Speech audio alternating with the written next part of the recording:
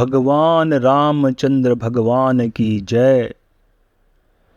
तुलसीदास महान हैं, उन्होंने भक्ति प्रेम का रस पान करके जो रामचरितमानस की रचना की, जिससे न केवल उनका स्वयं का जीवन धन्य हुआ, अपितु करोड़ों लोग रामचरितमानस को सुनकर वही सुख प्राप्त करते हैं। तुलसीदास जैसे भक्त को भी सादर प्रणाम है।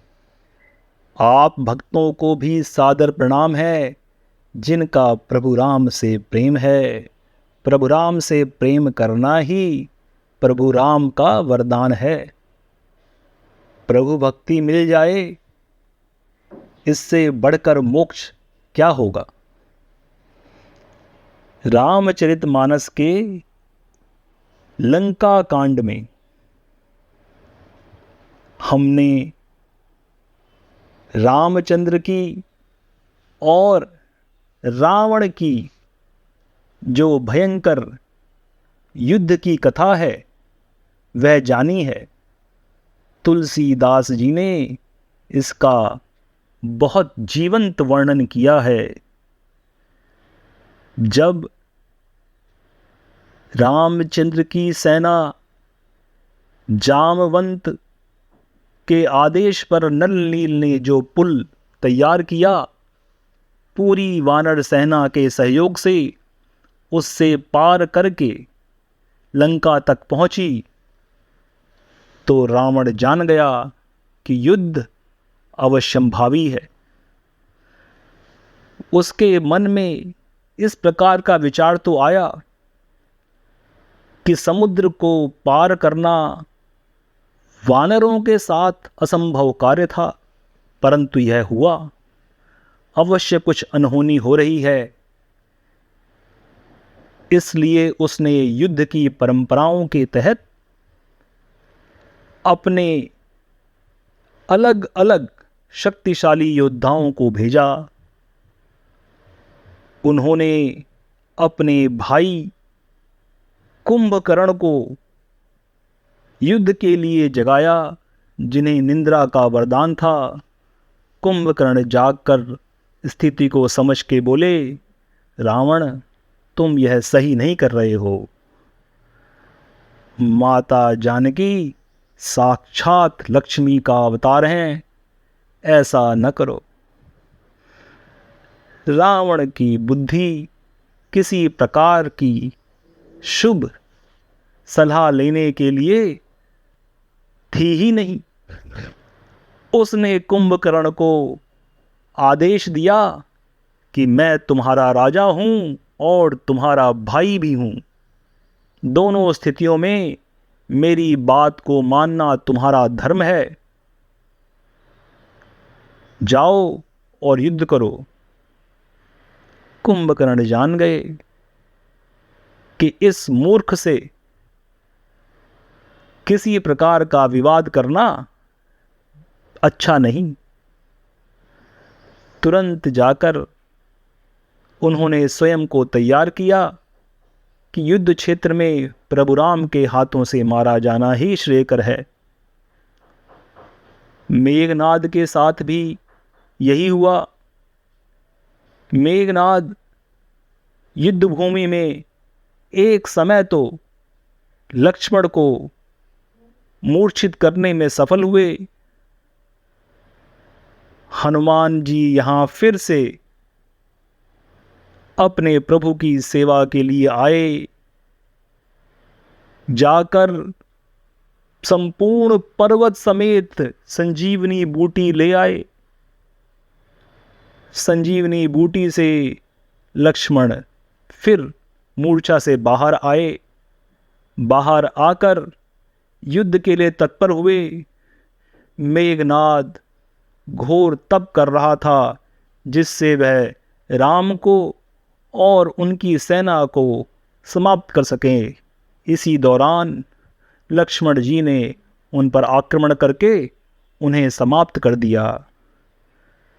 मेघनाद के मरने के बाद अहिरावण के रूप में रावण ने एक और प्रहार किया। रावण रावण के समान ही बलशाली था। वे राम और लक्ष्मण को पाताल लोक ले गया, परंतु फिर महावीर हनुमान ने रावण का वध कर प्रभु राम को सुरक्षित लक्ष्मण भ्राता के सहित वापस ले आए। अंतिम युद्ध में रावण को उसके अपराधों का, उसकी तमाम जो उसने बुरे कार्य किए थे, उसका परिणाम मिलना ही था। रावण अमरता का वरदान पाने के बावजूद मारा गया। विभीषण को लंका का राजा बनाकर प्रभु राम सीता माता और लक्ष्मण के साथ अयोध्या चल दिए। यह ध्यान रहे कि समस्त वानर सेना सुग्रीव महाराज के साथ उनकी राजधानी में रही, महाबली जामवंत भी, परंतु हनुमान जी अयोध्या साथ आ गए।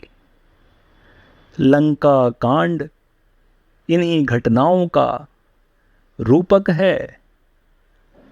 आप इससे क्या समझे, क्या जान पाए और जीवन में कौन से प्रेरक प्रसंग आपने अपने और लंका कांड की घटनाओं के साथ में जोड़े। एक भाई के लिए स्वयं की मृत्यु का भी आलिंगन कर लेना, जब सही मार्ग पे हो तो व्यक्ति को मुश्किलों से निकाल लेता है। बुरे भाई की बात मानना भी व्यक्ति को अधर्म की ओर ले जाता है, जिससे नाश होता है। सेवक मात्र सेवक ही नहीं, सहयोगी भी होता है। दो बार भ्राता लखनलाल की और एक बार सीधे सीधे भगवान श्री रामचंद्र की सेवा सहायता करने में हनुमान जी पीछे नहीं रहे। आप भी प्रभु की सेवा करते हैं क्या? प्रभु की सहायता करने का मन में विचार आया?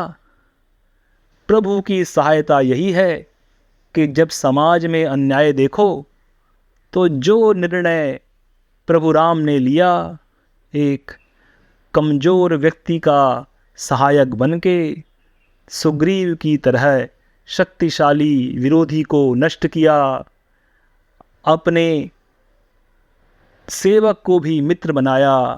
आप भी वही व्यवहार करते हैं? यदि ऐसा व्यवहार नहीं करते तो सेवक ही बने रहोगे। मित्र बनने के लिए सहयोगी बनना होगा। सहयोग करने के लिए प्रभु राम के ध्येय को, उनके आदर्शों को पालन करना होगा। बोल सियावर रामचंद्र की जय, लखन लाल की जय, और जय बजरंगबली। जय जय। चारों वेदों, 10 उपनिषदों के ज्ञाता, महान ब्रह्मनिष्ठ तथा स्वयं ब्रह्मवेद के रचनाकार राकेश प्रसाद पुरोहित जी द्वारा वाचन किया गया यह वृतांत केवल सत्य के विभिन्न रूपों का दर्शन है। सत्य सर्वत्र है। जिज्ञासा से सत्य प्राप्त होता है। दर्शक अपने दर्शन से सत्य को जांचे। सत्य मार्ग का यही आचरण है। नमो ब्रह्म।